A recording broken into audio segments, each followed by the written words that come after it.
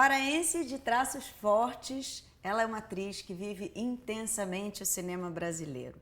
Com 30 anos de carreira, já participou de mais de 40 filmes e tem 30 prêmios no Brasil e no exterior.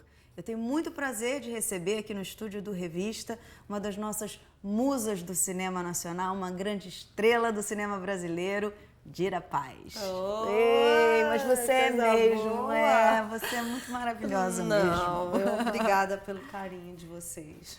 Dira, você é uma atriz muito representativa mesmo do nosso cinema, mas o seu primeiro filme foi um filme com um diretor inglês. Confere? Ele é irlandês, mas ele John Boorman. Eu tive esse começo de carreira cinderelesco, né, que a gente fala, porque eu participei fazia teatro no colégio, mas sem tendência nenhuma a me tornar uma atriz. E de repente pintou esse teste dessa superprodução da Embassy Pictures em Belém. E eu resolvi fazer, porque eu já falava inglês na época, meus amigos falaram, vai lá, você não tem nada a perder. Eu falei, eu vou. E aí acabou que de 300 pessoas foram ficando, ele foi fazendo um teste geral e selecionou 5 meninas, tinha um personagem principal da Índia, mocinha assim, e acabei ganhando você tinha papel, quantos anos? Tinha 15 anos. Uhum. Aí em pouco tempo eu estava no Copacabana Palace com a minha mãe. Em pouco tempo a gente já estava filmando em Paraty. Foi muito mágico, porque foi um envolvimento de 6 meses nessa produção. Ah, teve um tempo de pesquisa. Tempo de preparação, 2 meses e meio e 3 meses de filmagem. No Rio de Janeiro, no Pará, em São Paulo, Ubatuba. Assim, era uma superprodução mesmo. E ali você já entendeu que era isso que você ia fazer, que você queria o gostinho pelo cinema? Você acha que foi essa experiência que trouxe? Ali foi uma sensação, tipo, abriu uma porta na minha vida que eu não tinha esperado, imaginado que ela pudesse ser aberta. E eu falei assim, eu acho que eu quero experimentar isso, mas eu não tinha certeza da atriz. Sei. Depois, quando vim para o Rio, realmente, com uma intenção de experimentar o que era ser atriz, com 17 anos, que aí eu já tinha minha independência financeira por causa do filme, então foi melhor para mim. Foi maravilhoso porque fazendo ele o Boto do Walter Lima Júnior, eu vi que era o que eu queria. É por aqui, então, né? Então foi o caminho, esse clique aconteceu no Ele e o Boto. Eu falei, não, eu quero fazer isso o resto da minha vida. E o Ele e o Boto faz parte de um rol de outros filmes, como O Órfãos do Eldorado, como A Festa da Menina Morta, que são filmes que tratam um pouco desse universo do norte, né? Que é o seu lugar de pertencimento. Como é que você encara esses trabalhos? Eles têm um valor especial para você? Como é que é para você trabalhar nesse universo, que é um universo que você conhece, que é a sua raiz, lugar de né? raiz? Eu, na verdade, assim, eu amo filmar no norte, porque é muito importante que as pessoas percebam que o norte é um Brasil e o nordeste é outro Brasil. Às vezes, quando a gente fala norte, as pessoas confundem. Eu tive muitas experiências no Nordeste também, até mais do que experiências de até filmar com cinema no norte. pernambucano também, né? Mas eu fiz algumas coisas na minha terra. Por exemplo, eu fiz um dos últimos trabalhos, foram 2 curtas-metragens antes do Órfãos, que foi Uma Tinta, para quem quiser ver, está disponível na net, e temos também o Ribeirinhos do Asfalto. Trabalhar com os elementos que são suas referências de raiz pode ser uma cilada ao mesmo tempo, se você for plena da sua segurança por ter essas ligações tão íntimas, mas a Amazônia, ela está em mim, né? Como você falou, eu faço parte dessa região. Então, meu desafio é achar uma vertente que fique um pouco longe da Dira. Que não te leve no teu lugar mais confortável. No meu lugar mais confortável. Sim, E aí acaba sendo um desafio a mais. Eu tentei pulverizar durante algum tempo, eu disse não para vários trabalhos que dizem respeito muito ao que eu sou. Ah, é? Eu já, de um tempo para cá, eu pude me dar o direito, assim, de experimentar justamente o que era o oposto de mim. Sim. Porque, naturalmente, os convites, eles têm uma tendência... Vão te levando para um lugar mesmo, né? para um lugar que as pessoas já viram que você... Vai bem ali. Então, eu tentei fugir disso. Mas é inevitável que esses convites se mantenham, e eu quero que eles se mantenham, porque eu sou uma referência desse Brasil, né?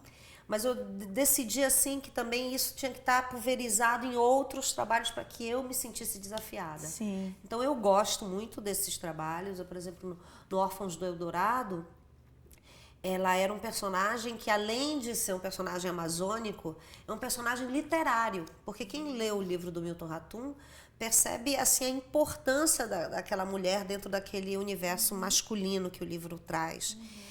E esse universo amazônico. Então era um desafio muito grande, então valia a pena.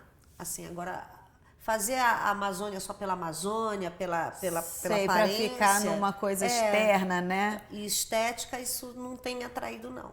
O que tem me atraído é o desafio, por exemplo, fazer a Matinta, que eu acho muito legal em termos de curta-metragem, até mesmo porque são um dos únicos que eu fiz pouquíssimos curtas, e aí eu resolvi fazer curtas paraenses para incentivar o nosso mercado audiovisual.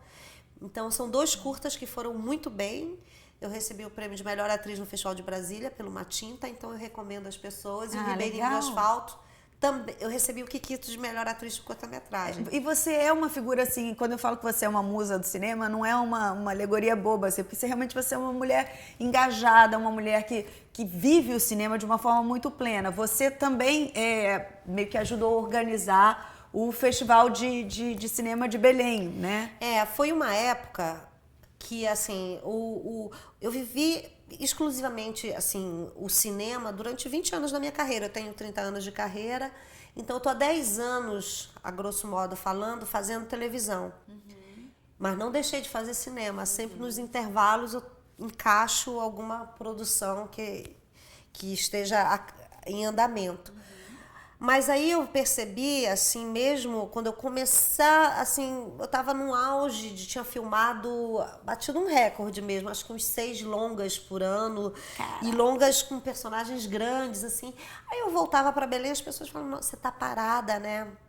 Aí eu falava assim, como assim eu tô trabalhando muito? Eu tô trabalhando o máximo. É a coisa da televisão, a televisão, né? E o hiato, não tinha nenhum festival de cinema no norte do Brasil. No norte do Brasil, não era só no Pará. Sim. Os 6 estados que compõem a região norte não tinha festival de cinema. Isso foi em 2003.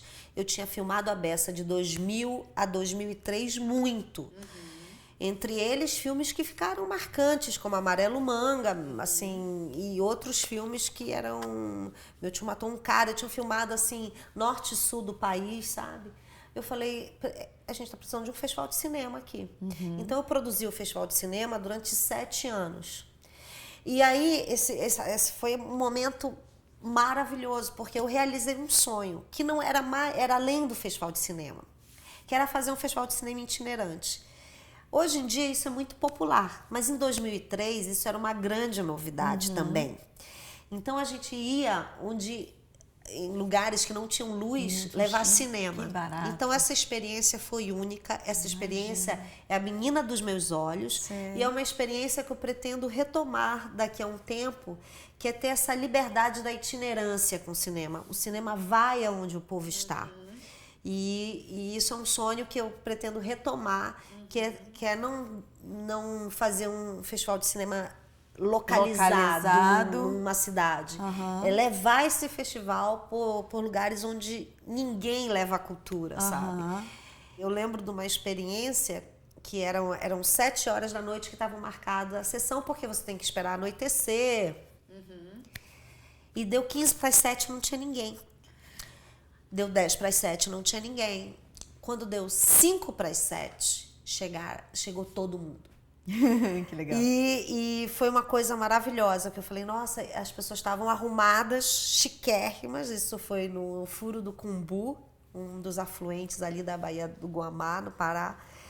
E eu falei, gente, faz a pipoca, porque eu sempre levava pipoqueiro, porque eu acho que cinema sem pipoqueiro não dá.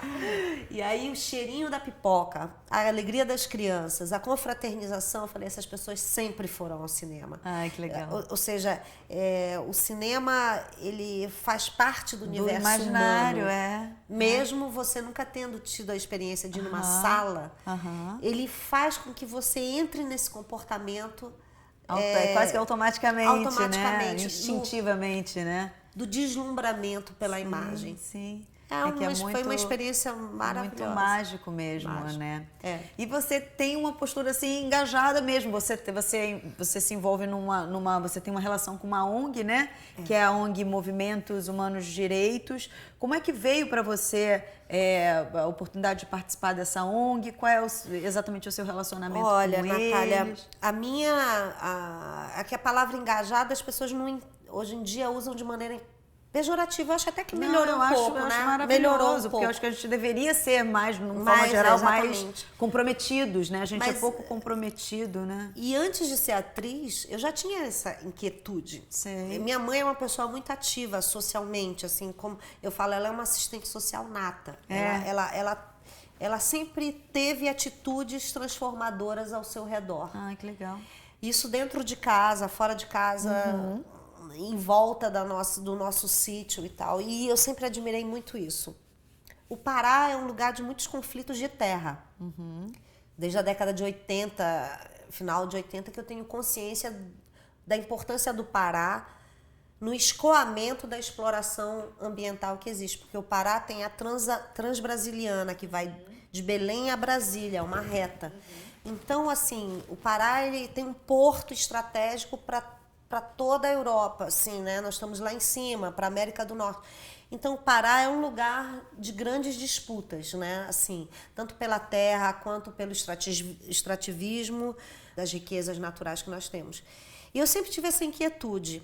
Então, eu sempre trabalhei de alguma forma nesse questão social da necessidade da reforma agrária, da necessidade da reforma política, da necessidade de uma política especial para a Amazônia. Isso é uma coisa que está na sua identidade mesmo, há muito tempo, né? antes de ser atriz. Quando eu vi que como atriz eu tinha uma voz que poderia chegar nas pessoas poderia mais chegar facilmente. muito mais, e isso também outros colegas artistas também que têm a mesma inquietude e também tiveram junto com o padre Ricardo Rezende, que é o nosso mentor, essa disponibilidade de usar a sua visibilidade para lançar luz sobre causas de direitos humanos, aí foi perfeito. Então o Movimento Humanos Direitos, ele na verdade ele é uma ONG que visa dar visibilidade às questões dos direitos humanos, principalmente ligados ao trabalho escravo, à questão do índio e do quilombola, à questão do meio ambiente e aos direitos das crianças e dos adolescentes. Então a gente se dedica a, por exemplo, onde tem um conflito que a gente sabe que geralmente o poder público não vai, a gente tenta ir lá para lançar luz, para atrair o poder público, né? Para as discussões, ou então quando a gente sabe que...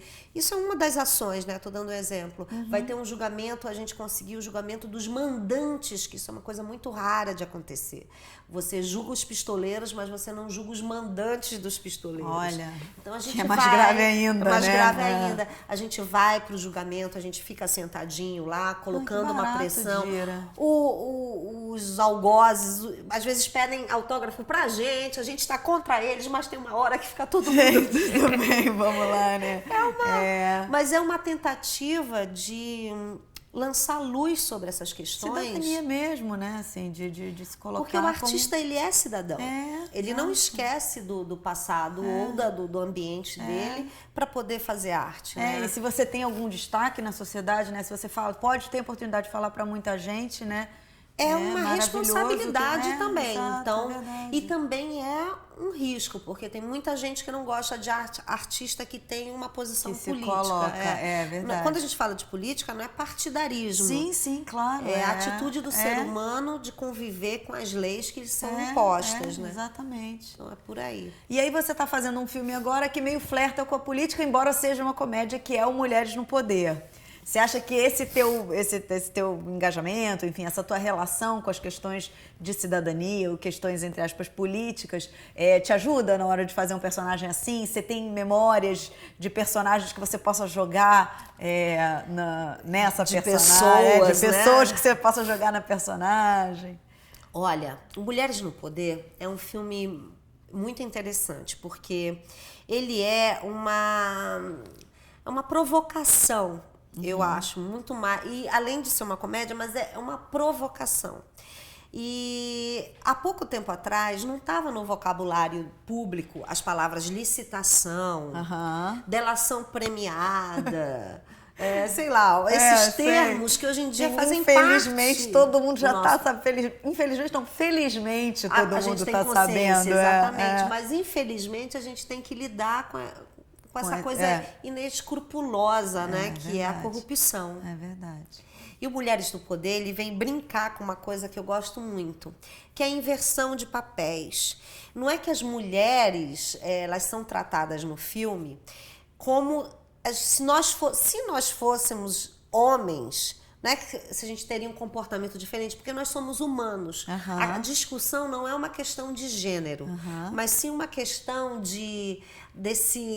dessa falta de igualdade que existe entre homem e mulher. Se a gente for olhar no Congresso, você vai ter uma noção de quantas mulheres fazem parte, no meio daqueles 600 homens, fazem parte ativamente das decisões da sociedade. E quando falam ainda tem um olhar um pouco, né, pejorativo, né, é delicado mesmo. Então a primeira cena do filme, só para o público ter uma noção do que eu estou tentando falar, estamos nós, mulheres, despachando, e vem o deputado perguntar se ele poderia, o que a gente achava de ter uma cota para homens. Então é essa que é a brincadeira. É uma inversão de valor. Eu sou uma mulher corrupta, não é porque ela é mulher que a senadora Pilar, na verdade, ela está começando na corrupção. Sei. Ela é uma iniciante. Sei. Já estou até fazendo o tom dela aqui. Eu tenho uma mãozinha aí. Ela fala assim, querida. Veja bem. Ela dá uma engolidinha sempre antes de falar alguma coisa que ela está pensando. Então, assim, é um pouco a gente mostrar como acontecem as coisas num dia de uma licitação. Infelizmente, as licitações, elas acontecem, como a gente pode ver nos noticiários, dessa maneira como o filme aborda.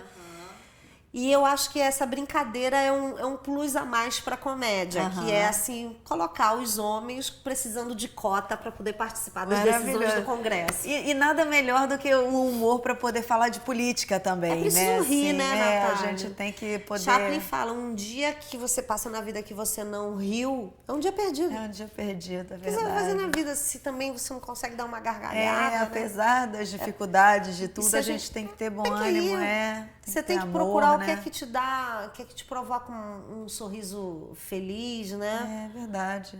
Porque falar, tá rindo da desgraça, né? Que a gente tá rindo.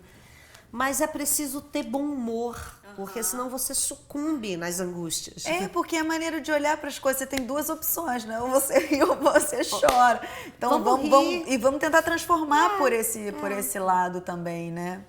E a profissão da gente também é uma maneira da gente estar, de certa forma, tocando as pessoas, né? Nós temos muita responsabilidade, né? Os artistas, eles são um meio de comunicação social. Então você não pode... A gente leva a nossa mensagem ou não leva a mensagem nenhuma, nós não temos esse compromisso. Não é uma mas nós obrigação, somos veículo. mas é uma possibilidade, né? Que a gente tem. E a gente inspira as pessoas. Então são as... Ou a pessoa olha e fala, não quero isso, mas nós somos referências públicas. Então tem uma responsabilidade. E, ao mesmo tempo, também você tem uma responsabilidade com você mesmo, né? Com o que a gente pensa, com o que eu acho do mundo, de que maneira eu quero me importar. Eu acho que Mulheres no Poder, ele vem bagunçar um pouco com esse assunto que está tão em voga, que é a corrupção. Eu acho que eu fiquei muito surpresa na sessão que a gente teve em Brasília, porque eu acho comédia dificílimo, né? Comédia difícil. Eu acho bem mais difícil do que tragédia, porque você tem uma expectativa do riso. E às vezes as pessoas estão gostando, mas não riem. Mas a gente não é aquela gargalhada, mas está achando graça, né? E em Brasília foi uma gargalhada geral, do início ao fim, que é um teste, né, para um filme. Então, e um alívio para os atores e para a direção, tipo, ai, estão rindo, que bom. E aí eu fiquei até nessa expectativa, assim, porque você assistir em casa é uma coisa, né? E assistir uma comédia com a plateia é outra totalmente diferente. E você teve uma experiência de comédia na televisão com a Diarista, que foi uma experiência relativamente grande, né? Que foi um tempo. Mas a sua experiência no cinema é mais de personagens profundos e mais, assim... Você sabe, eu tive algumas experiências de comédia que foram super bem, que a minha primeira comédia foi O Casamento de Luíse, da Betsy de Paula. E foi, assim, foi maravilhoso pra mim, assim, eu me descobri, assim, de uma maneira muito relaxada, porque eu fui fazer um filme, eu não fui fazer meu primeiro filme de comédia, eu só percebi isso com o público. Ah, isso é tão maravilhoso, eu falei, né? gente, e se eles não rirem? Aí depois que eu fiquei tensa, quando o filme já estava pronto, mas aí quando eu não pensei nisso fazendo, aí acontece, né? Aí acontece. E foi mágico, porque logo em seguida eu fui convidada para fazer a Diarista, e aí eu já tinha pego esse caminhozinho. É por aqui, né? E é uma delícia fazer, né? A Diarista ela foi a comédia mais rasgada que eu fiz, né? Porque era um personagem, assim... De composição, tinha uma voz, né? Voz. Era aquela pra rir da escorregada na casca de banana. Nós tínhamos cenas, assim, eu digo assim, isso realmente é a comédia rasgada. Mas quem passa tá no por imaginário isso, nosso, né? E é uma delícia de fazer também. E é uma delícia, e a comédia hoje em dia ela é responsável por essa grande fatia do cinema brasileiro, de público. Eu acho que, assim, nós tivemos uma sustentação desse público por causa das comédias, mas eu acho muito importante que o público se alimente de outros, vou chamar de ritmos do cinema. Outros gêneros, né? Porque eles são fundamentais para que a própria comédia exista. É verdade, é verdade. E é preciso que a gente tenha... Que tenham esses respiros também, né?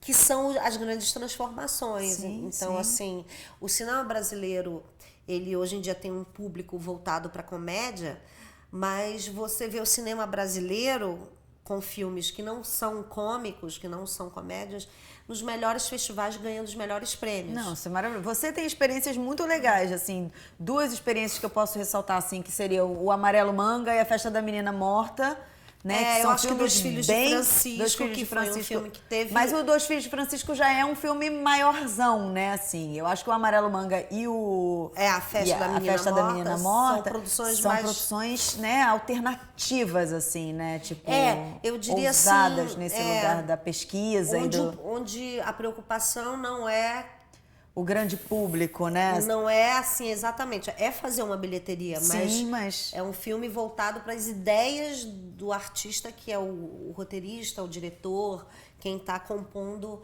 a equipe daquele filme. Como é que você faz as suas escolhas, assim? Porque eu sinto que você tem uma coisa bastante ampla, assim, escolhas bastante amplas, você faz bastante coisa, e eu acho que esse é o caminho mais legal, assim, particularmente. Eu acho que o exercício do ator é se desdobrar nos diferentes gêneros e ousar, né, estar em projetos mais alternativos, em projetos mais comerciais. Como é que você analisa um roteiro quando você recebe um roteiro? Quais são os seus, Natália, seus critérios? Quando eu não fazia televisão, quando eu só fazia cinema, dificilmente eu dizia não. A não ser por uma coisa que me constrangesse de alguma forma. Porque eu achava que eu era uma operária do cinema. Então, eu tinha que trabalhar.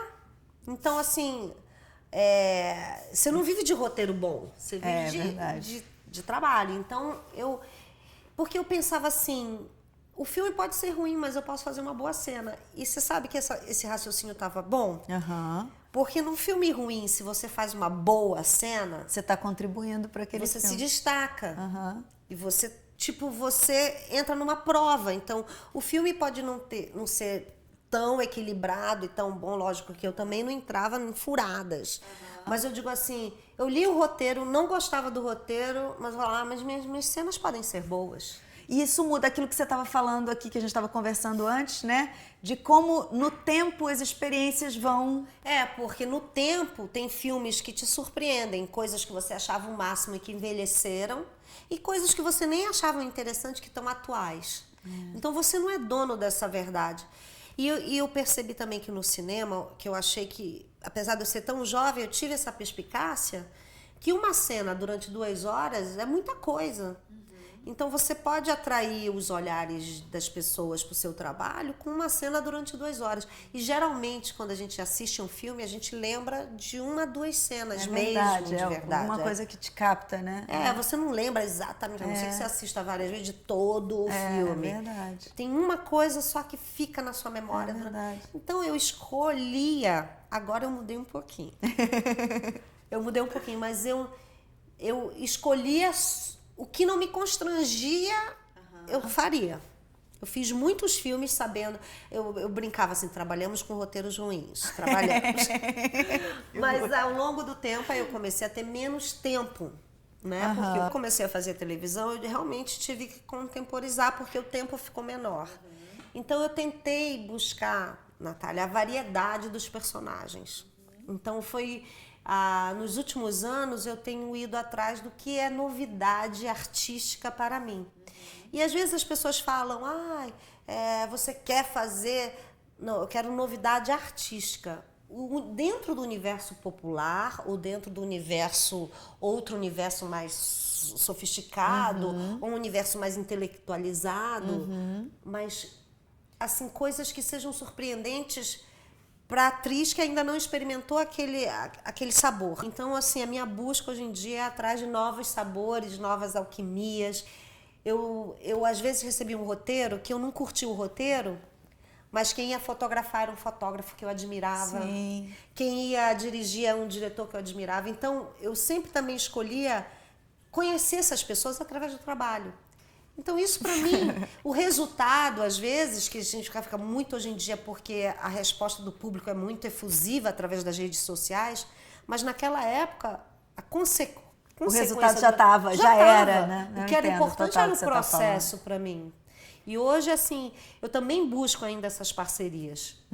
Eu acho que ainda faz parte das minhas escolhas essas parcerias. E como é que, de certa forma, você se prepara para os personagens? Você gosta de trabalhar com preparador de elenco? Você gosta de trocar bastante com os diretores? Você gosta de fazer laboratório? Gosto de tudo isso e gosto também do nada. Eu gosto... se o filme, eu danço um pouco conforme a música. Se o filme, todo mundo vai fazer uma preparação, eu também vou lá e faço a preparação com todo mundo. Se o filme não tem preparador, eu também acho que eu não preciso que eu tenha preparador. E às vezes você tem uma habilidade específica que o seu personagem pede. Então eu procuro assim entender o que seria essa habilidade para o meu personagem. E às vezes é a não habilidade, né? Às vezes você tem que se despir, assim, do que você sabe, do que você tem, para que você não apareça inteligente interpretando. Quando você vê o raciocínio inteligente do ator... Que fica na frente do personagem. Fica na frente do personagem. O personagem não tem aquela inteligência que o ator tem. Então, eu tento também me despir. Isso é difícil, né? É você muito difícil. Tirar do olho o que você já viu, né? O que você já né? Então, assim, hoje em dia, devido a tanto tempo de trabalho e às vezes situações que você se repete, porque não tem como não se repetir, é normal também, né, ao longo de tantos anos de trabalho, mas eu tento agora também me despir do meu conhecimento muitas vezes para que aquele personagem seja mais puro do que eu, né? Bonito. Foi isso. Gostei. Muito obrigada. Amor, obrigada que bom a você aqui. Obrigada a vocês. Obrigada mesmo. Se vocês quiserem ver a entrevista na íntegra, entrem no site revistadocinemabrasileiro.com.br. Eu deixo vocês com mais um filme de micrometragem. Até mais.